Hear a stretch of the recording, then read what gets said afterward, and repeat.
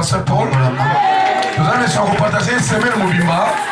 Alors, c'est ça, on a encore collé, on a sauvé Ngaye. J'invite le pasteur.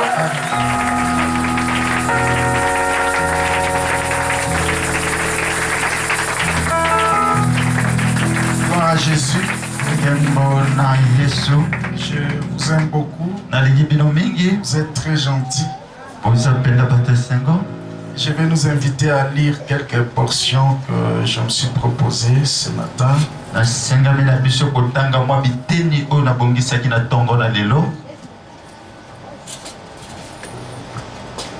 Gloire à Jésus. Nous sommes dans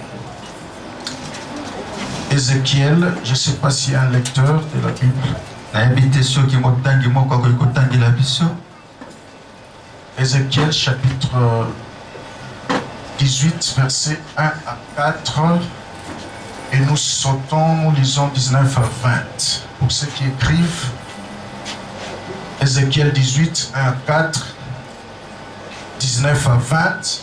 Et vous pouvez encore écrire Romains 12, verset 2.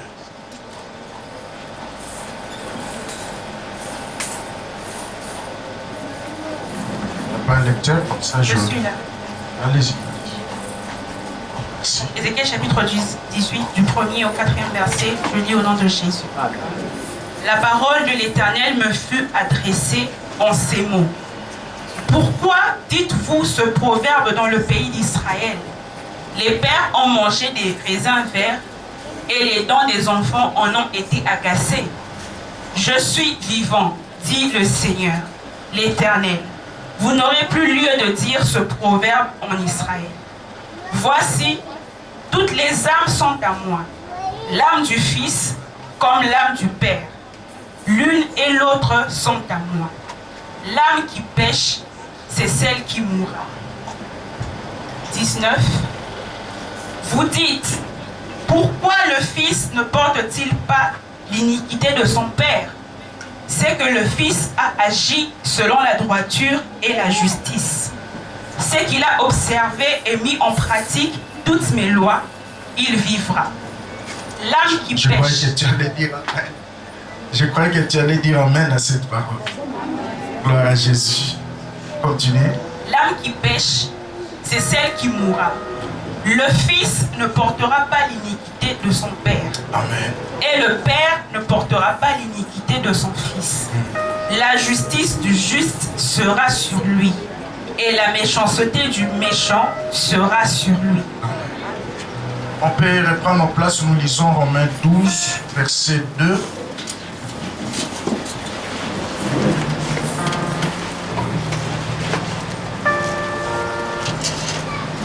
Ne vous conformez pas au siècle présent, mais soyez transformés par le renouvellement de l'intelligence, afin que vous discerniez quelle est la volonté de Dieu, ce qui est bon, agréable et parfait. Amen. Est-ce qu'on peut acclamer très bien pour la parole du Seigneur? Dieu soit béni. Je vous salue tous au nom du Seigneur Jésus. Amen. Et dans le respect des règles barrières, tu peux bouger juste le voisin à côté, dis-lui, Dieu merveilleux, Dieu formidable. Apprenez à bénir les autres. Et le ciel te bénira aussi. Amen. Je remercie sincèrement son éminence, l'évêque Godet, qui est parmi mes responsables dans ces grands cadres des pasteurs PLC qui dirige le docteur Silas.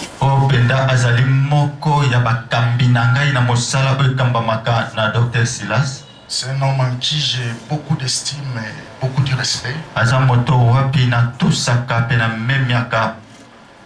Quand il m'a donné cette invitation il y a quelques mois en arrière, je me suis dit quelle place que j'occupe dans son cœur.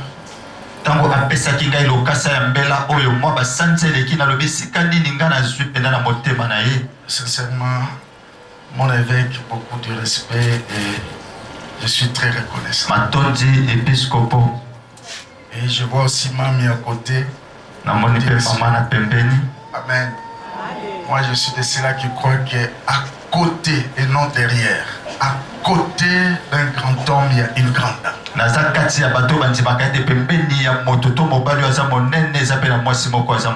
La femme a été tirée à côté et non derrière. Amen. Oh, la côte ici, protection.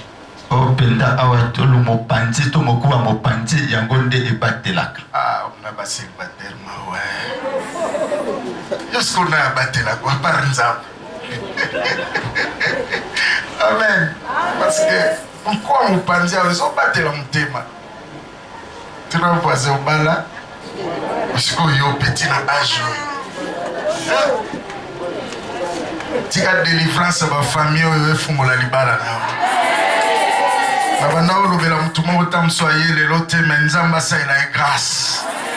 Amen. Gloire à Jésus. Je bénis le Seigneur pour ce moment.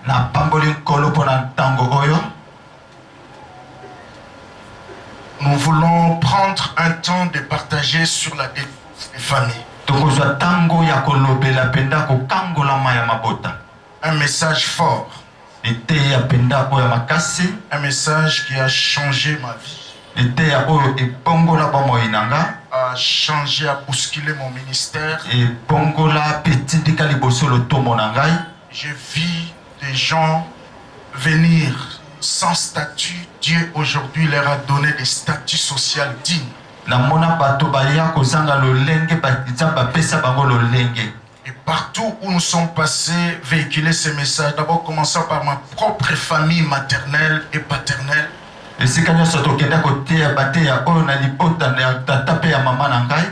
vu des païens se convertir. Dans ma propre famille, ces messages ont engendré des pasteurs que nous avons eu à consacrer aussi dans le ministère. D'autres travaillent avec nous, d'autres qui sont dans les corps de Christ.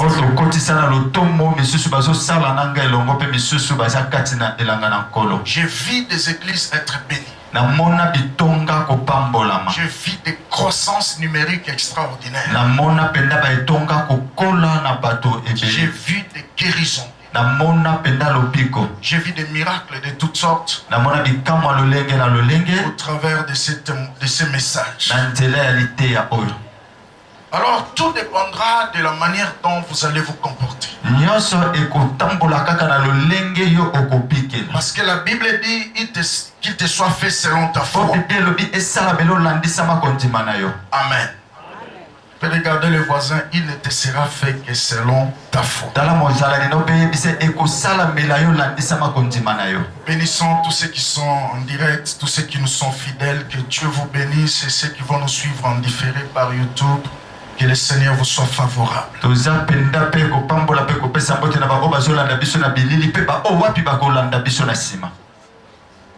4 ou 5 secrets pour suivre ce message.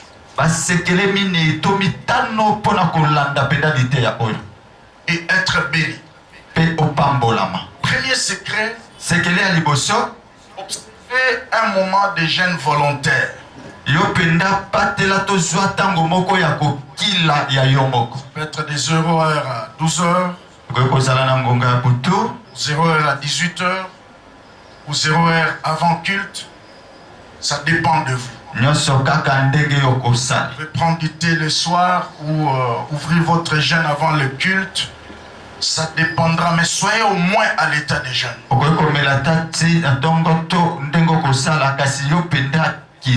Parce que cette semaine, nous voulons déclencher une guerre contre les esprits des familles qui nous dérangent. Alors, tu dois élever un peu ta spiritualité. Quand les données sont les mêmes, les résultats seront les mêmes. Quand les données changent, les résultats doivent aussi changer. Vous ne pouvez pas rester la même personne et pousser Dieu à changer votre vie. Si tu veux que Dieu fasse des choses qu'il n'a jamais fait dans votre vie, commence aussi à faire des choses que vous n'avez jamais fait. Donc, cette semaine, Dieu vous demande la moindre des choses, un moment de jeûne et prière. Deuxième secret, des choses que vous allez entendre. Partagez en famille. Partagez avec les amis, les voisins. Très important. J'ai vu dans d'autres villes où nous avons eu à prêcher. J'ai vu des gens suivre des messages, activer leur enregistreur de téléphone et enregistrer des messages. Et le lendemain, ils amènent des troupes. Et Dieu a opéré des grandes choses.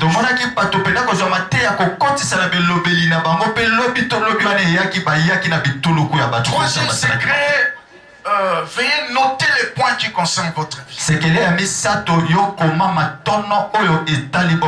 que tout ce que nous dirons ne vous concerne pas. Mais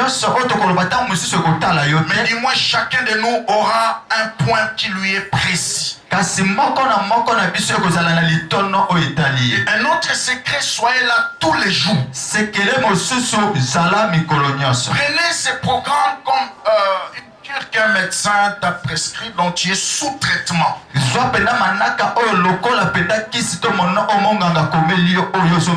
Traitement du dimanche au dimanche. Sauf lundi et samedi. Et le dernier secret, ne manquez jamais une offrande pour sceller. Je suis de ceux-là qui croient que derrière chaque trône, il y a un autel de sacrifice.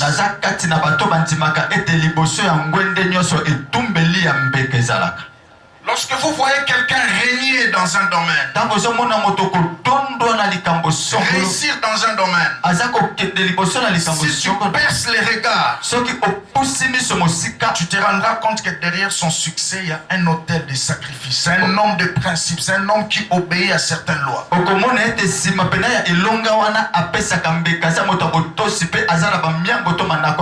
Ça, c'est très important. Amen. La délivrance. C'est quoi la délivrance? Et pourquoi devons-nous chercher la délivrance?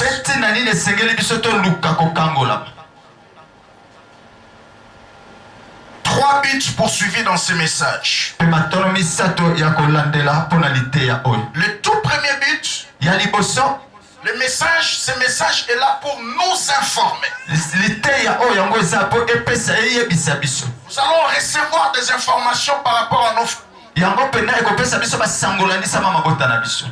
Et deuxième but, c'est de nous placer chacun sur le front de la bataille spirituelle.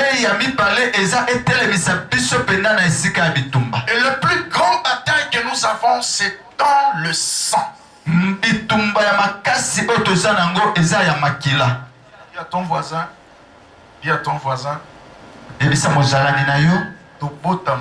bébé. Maintenant, makila ya bébé. Allô? Tout commence par là. Amen. Nous venons au monde avec des nouveaux corps, des bébés, mais avec un sang plus vieux que nous. Et c'est là la source de nos combats. Les combats dans le sang. Et la Bible dit jusqu'à présent vous n'avez pas encore combattu jusqu'au sang. Amen. Tel que vos pères étaient, tel que vous l'êtes aussi. Je ne répéterai pas l'histoire négative de ma famille. C'est ça le grand sujet dans lequel il y a beaucoup de soutien. Et nous allons commencer à étudier, mais on ne saura pas terminer en une semaine. Nous voyons quelques concepts que nous voulons tenter un peu de donner quelques définitions. Avant d'entrer dans le concept, délivrance proprement dite. Quand nous disons je ne répéterai pas, nous voyons un monsieur qui a reçu des informations. Et ces informations ont créé un révolte. Et il s'est décidé en lui-même, si ça va marcher, ça va continuer comme ça pour les autres, mais pas chez moi. Amen. Cette prise de conscience, c'est ça la clé même de la délivrance. Répéter l'histoire. Qu'est-ce que nous appelons histoire négative? L'histoire négative, ce sont des lois établies dans nos familles respectives. L'histoire négative, ce sont des voix qui crient sur des autels. Les autels des familles. Et vous verrez chaque fois que vous êtes au seuil de votre succès. Vous êtes au seuil du changement de votre statut. C'est alors que ces voix-là vont venir des hôtels pour crier contre vous, afin de vous rappeler que toi tu ne comprends rien, tu ne sais rien. Nous sommes là pour te résister. Tu ne peux pas toucher à ça. Tu ne peux pas déborder cette limite. Maintenant que tu n'es pas encore là dans les limites placées, tu seras tranquille. Alléluia. Amen. Et nous aurons à comprendre cela au long de ces messages. L'histoire négative, ce sont des voies tracées obligatoirement dans nos familles respectives. On a placé des voies, on a imposé des lignes de conduite. Chaque homme va commencer ici et va s'arrêter là. Chaque fille ou femme va commencer par ici et va s'arrêter par là. Lorsque tu veux déborder des limites, c'est alors que des voix crieront. C'est comme un monsieur qu'on a envoyé les textos et que son téléphone était low-bat. Les textos est entré et resté dans le serveur central. Là, quand tu vas ouvrir ton téléphone, le message sort. C'est Papa Godé qui t'a écrit, ne manquez pas cette semaine. Vous voyez? Tant que tu n'es pas encore très proche des limites, ces voix-là ne crieront pas. Lorsque tu commences à t'approcher simplement, il y a des voix qui crient. Ce sont des choses spirituelles, tu les comprendras.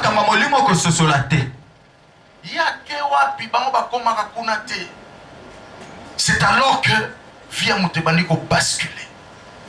Nous avons eu à prier pour certaines personnes. Abandiko tonga mendako esilite.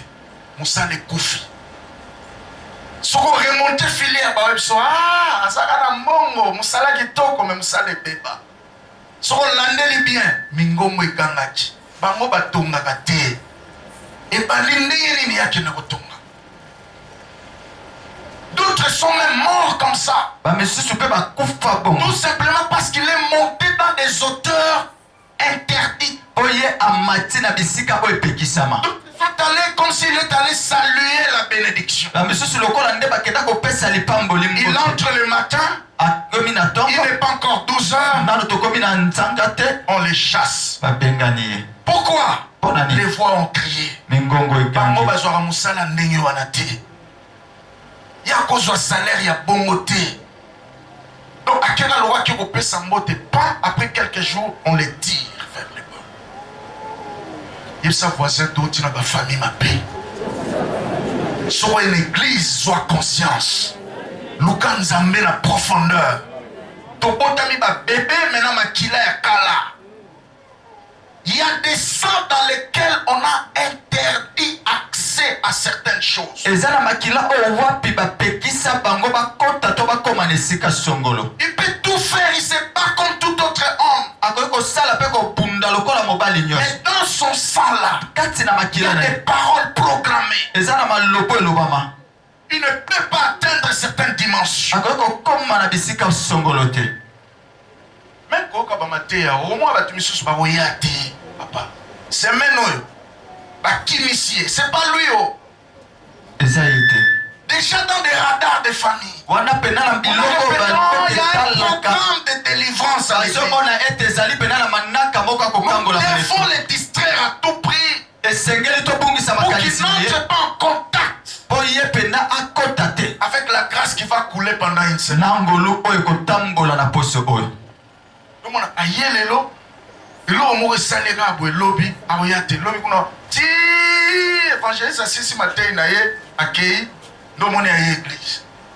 Nous avons vu certaines personnes comme ça. Oh, quand Dieu lance un programme comme ça, c'est pour que les vies soient bâties. J'attends quelqu'un dire Amen. Répéter l'histoire négative, c'est agir et réagir selon un modèle établi. C'est pourquoi l'apôtre Paul dit dans Romains 12 qu'on a lu tout à l'heure, ne vous conformez pas au siècle présent. J'aime la version Summer, dit ne vous laissez pas modeler par les mondes actuels.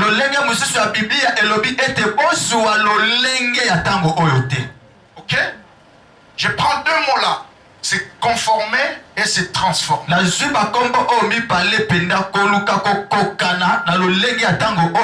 Lui, c'est qu'on dit ne vous conformez pas. Mais soyez transformés. Et le mot grec qui est derrière transformer là, c'est métamorphéo. Aller au-delà. Lui, c'est qu'on parle de siècles. Mais si tu remontes dans l'original, le texte là veut dire monde. Ne vous conformez pas au monde actuel. C'est pas le monde comme Okili, comme mon bien-aimé est en train de dire, mais le monde comme système.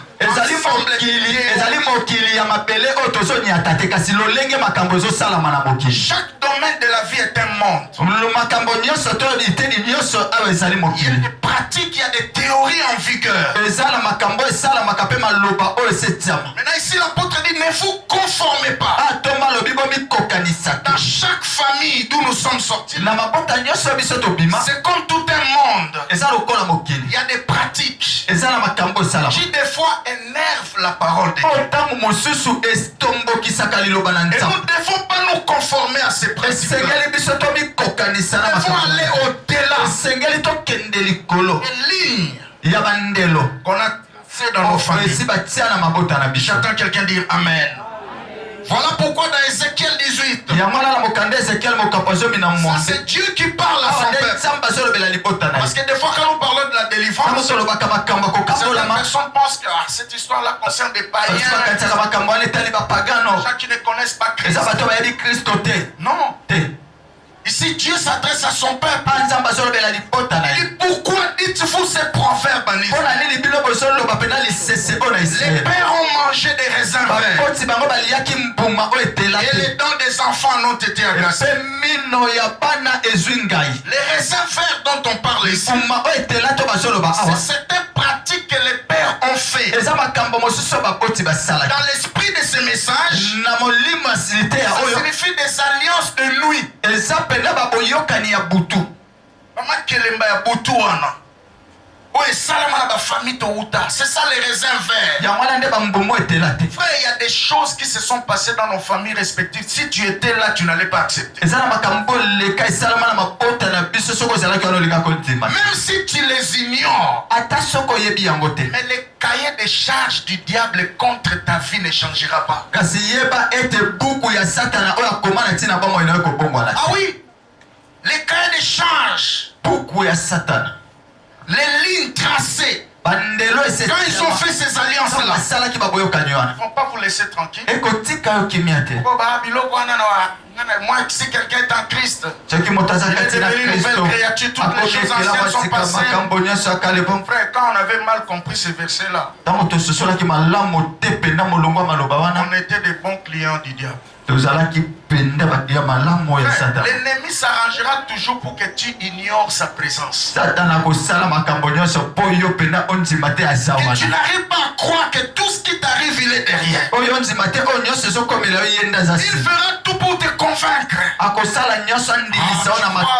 Toi, tu sers déjà Dieu. Ces histoires-là des familles-là, ça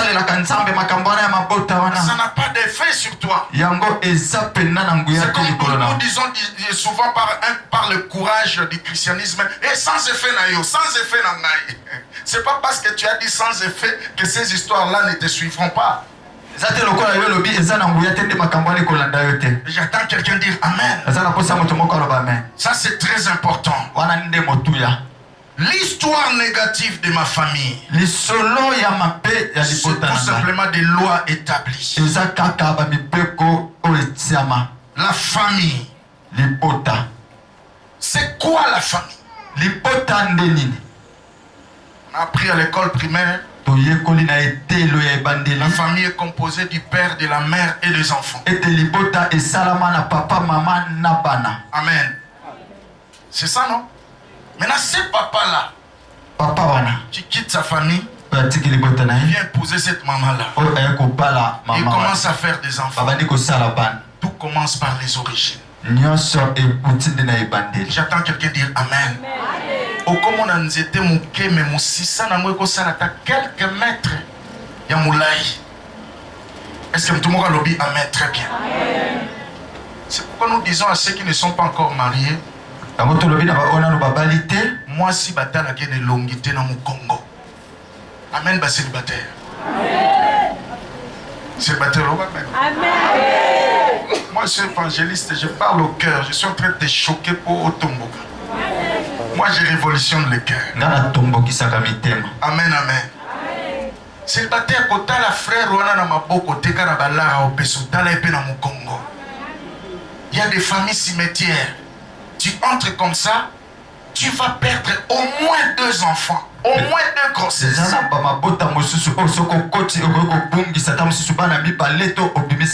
C'est ça l'histoire négative, c'est établi comme ça. Amen.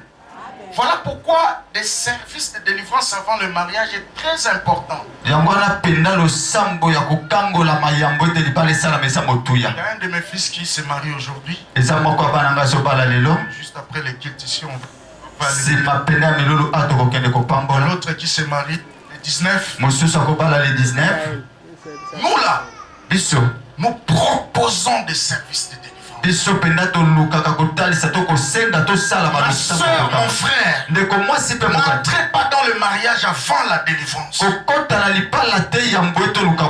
deviendront une seule chair. C'est aussi dans les spiritualités. Or, dans la loi du jumelage, lorsque 2 corps se réunissent, le plus fort domine le plus faible. Allô? C'est ça le mystère. Toi, tu vas s'unir avec ce garçon qui a une famille avec une mauvaise, très mauvaise spiritualité. Ce que nous appelons histoire négative. Par exemple, l'isolo et la famille na bango, et ça que soza moi si robot takaka soki bacheozemi yaratovan. Mais si on met au bala, bakani mabota. Mon frère, quand tu entres dans une famille comme ça, vous aurez des enfants. Amen. Alléluia. J'ai rendu ministère à une famille comme ça. Au nord de la RDC là-bas, vers Isiro là-bas. Une sœur qui avait beaucoup d'argent, elle était dans le système des Nations Unies. Le frère est venu, comme dans ses rêves, il disait donc il ne voyait que l'argent de cette sœur. Or, derrière l'argent, il y avait une histoire négative. Le frère s'est battu. Il a épousé la sœur juste parce qu'il voyait l'argent et la beauté. Dans plusieurs beaux corps, il y a des âmes sales. Dans plusieurs beaux corps, il y a des âmes sales. Vous faites très attention. Tout ce qui brille n'est pas l'or. Les frères ont vu seulement la beauté et l'argent. Et quand ils sont entrés dans le mariage, c'était terrible.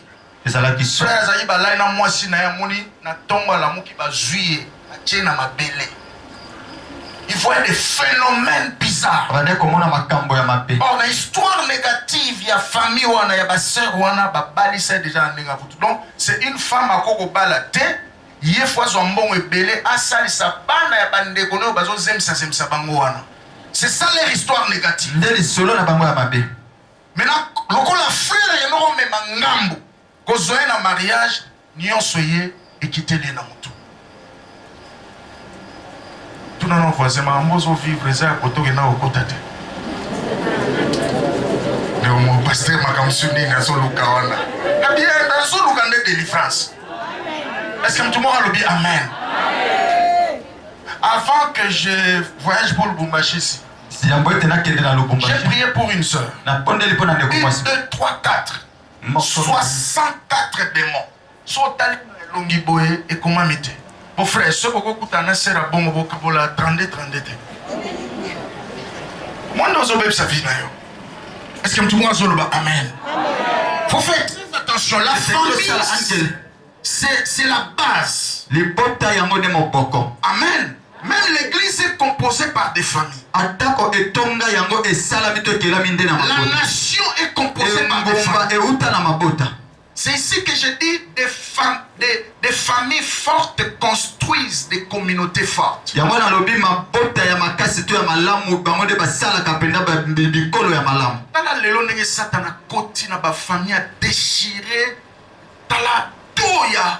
y a banditisme, il y a voyou.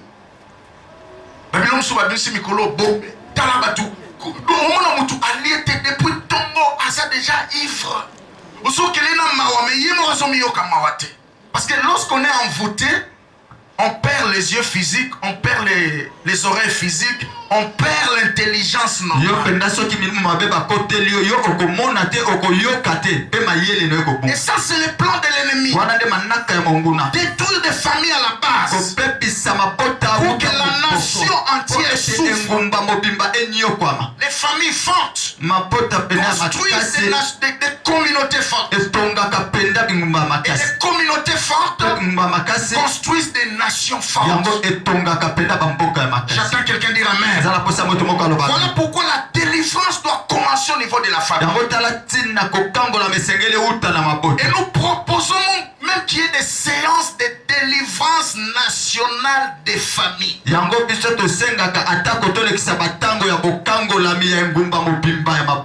Que toutes les familles passent par les scanners et la nation sera bénie. J'attends quelqu'un dire amen très bien. Et Dieu t'a sélectionné pour suivre ce message afin que par toi une nouvelle histoire commence. Donc tu es ici comme l'ancêtre d'une nouvelle génération. Et un parmi les buts majeurs de ce message, c'est de faire de vous et moi des ancêtres d'une nouvelle génération.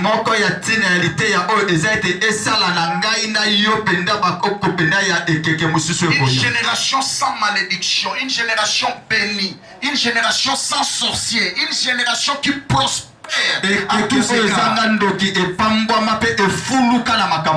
Voilà pourquoi Ne te pose pas de questions de tout ce qui t'arrive.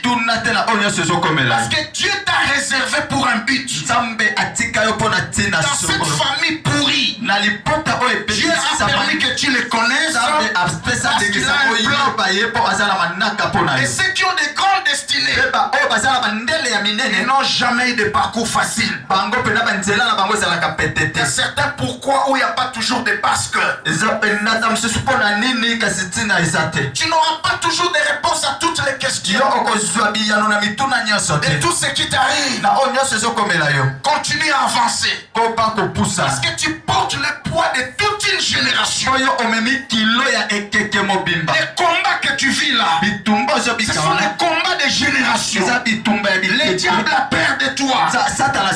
Ils voient comme si c'était lâche. Plusieurs personnes seront délivrées. Voilà pourquoi des fois, ils te découragent. Même dans l'œuvre de Dieu, même en venant dans le culte, des fois ils te découragent. Mais continue d'avancer. Tous ceux qui résistent dans la vie, ils ont un seul dénominateur commun. Ils continuent d'avancer. Même le diable sait qu'il ne peut pas vaincre une personne qui n'abandonne pas. Allô? Dis à ton voisin, courage, avance encore. Quelqu'un a dit, on peut envoûter une nation pendant un temps. On peut envoûter. On peut envoûter un peuple pendant un temps.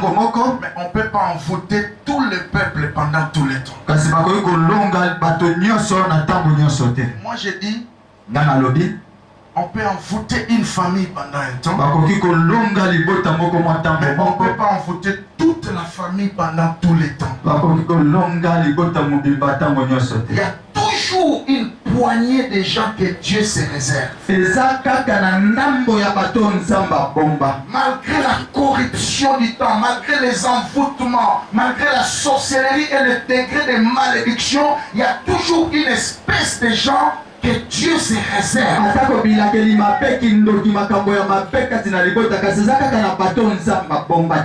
Dieu se réserve de ces gens-là et il refuse de les perdre. Et ta présence ici prouve à suffisance que tu fais partie de ces gens-là, que Dieu s'est réservé et il a refusé de te perdre. Ah oui, Nzamba Boya Nayo. Essaie un peu de poser la question à ta maman si elle est encore en vie. Elle te dira que j'étais toujours malade, il y avait des menaces, des événements. Déjà dans les radars de la sorcellerie, on a vu, ah cette soeur-là, ce frère-là va déranger nos affaires. Crayon provoquant même l'avortement prématuré, tout un tas de trucs. Mais Nzamba Boya Nayo. Et sa voisine Nzamba Boya Nayo. Même quand tu es né, quelle maladie qui ne t'a pas frappé? Quand tu grandissais, si tu interroges l'histoire, on te dira que tu étais souvent malade. Malgré tout ça, Nzamba Boya Nayo. Accident nini ozwate, maladie nini olekisate. L'homme qui te parle ici, 4 fois empoisonné par des faux frères.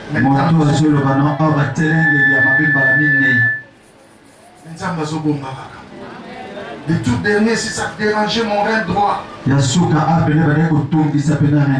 pancréas, j'ai dit à Dieu Seigneur, Atayomo, ce n'a plus fait aux années. On était à ce moment-là. Et Dieu m'a restauré les reins comme celui d'un bébé. Dieu te guérira cette semaine. Je ne te raconte pas des histoires. Je te prie un Dieu réel. J'ai plusieurs témoignages. Mais j'aimerais que toi tu sois le témoignage de notre passage. Je sais que ma mère ne m'a mis mardi, mais tu sais déjà mène le lot.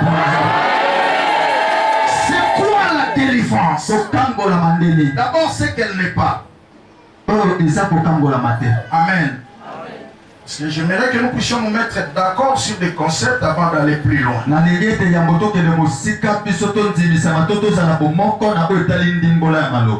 c'est quoi la délivrance? Parce que nous voulons passer une semaine de délivrance. Je commence par le point A, ce qu'elle n'est pas. La délivrance n'est pas le fait de chasser juste un démon dans le corps. Parce qu'en matière de la délivrance, tout le monde n'a pas affaire aux démons. Amen. Il y a d'autres qui ont affaire aux malédictions. La malédiction n'est pas un démon, c'est un fardeau. Et la malédiction, on ne la chasse pas. On la brise. Parce que c'est un fardeau. J'attends quelqu'un dire Amen. La délivrance, c'est pas aussi le fait simplement de tomber dans une réunion de prière. Pas forcément. D'abord, pour votre information, tous ceux qui tombent dans la prière n'ont pas affaire aux démons. Il y a d'autres choses sensibles au Saint-Esprit. Et quand l'homme de Dieu dit recevez, il est touché par la grâce, il tombe.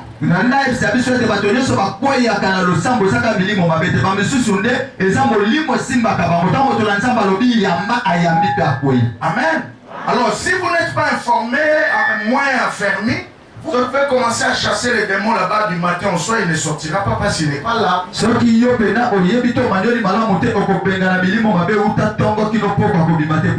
pourquoi on ne peut pas limiter l'action de Dieu au travers de la délivrance juste par des tombées ou de manifestations. Non,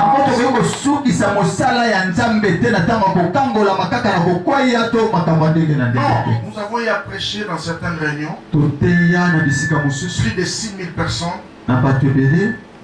Tu vois aucun signe. Après la prédication, puis on chauffe. Personne pas tout quitter, mais le lendemain, les gens viennent avec des témoignages. Je l'ai vécu à Kikwit ici. Une semaine avant Lubumbashi, on a prié. J'étais invité à Kikwit. On a prié comme ça. On ne fait rien. Mais en cours de chemin, maman avait le poitre ici. Ça disparaît.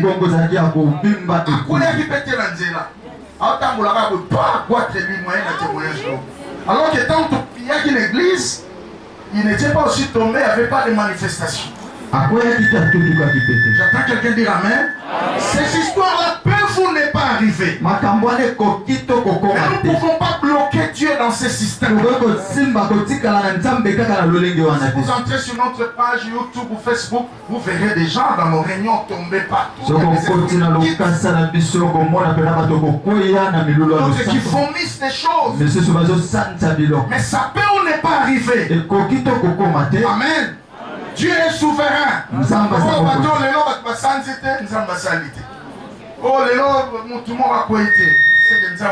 Non. Dieu est souverain, il fait ce qu'il veut. J'attends quelqu'un dire Amen. La délivrance, c'est pas aussi le fait d'avoir suivi plusieurs séminaires sur la délivrance.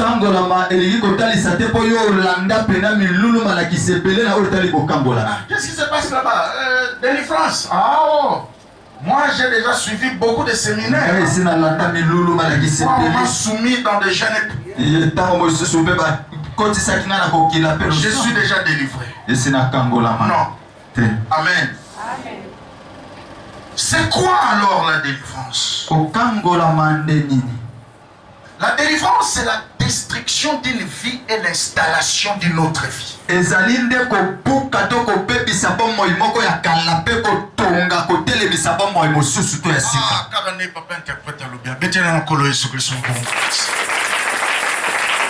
délivrance, c'est la destruction d'une vie et l'installation d'une autre vie.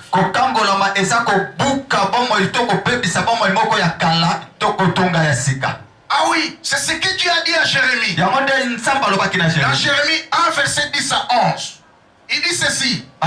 Je te donne le pouvoir sur les royaumes, sur les nations.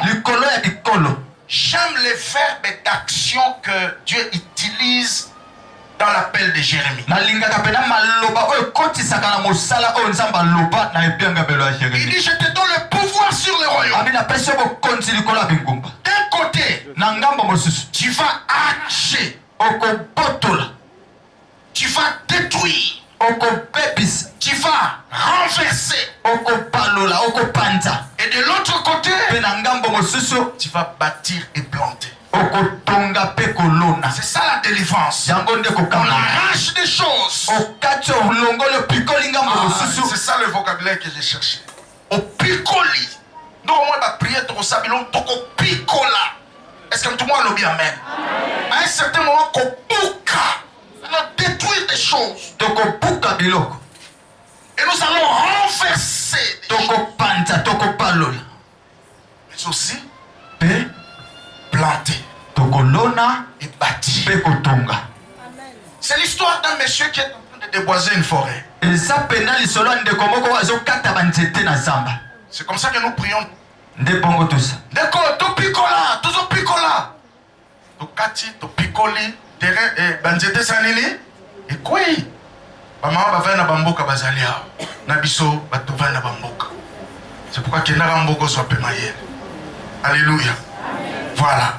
Alors, toko kata, toko picola, banzete sanini. Et quoi? Après, c'est quoi? Toko bela moto sanini. Moto tumba, moto kitione sanini. Et tumbi, terrain tikali vite.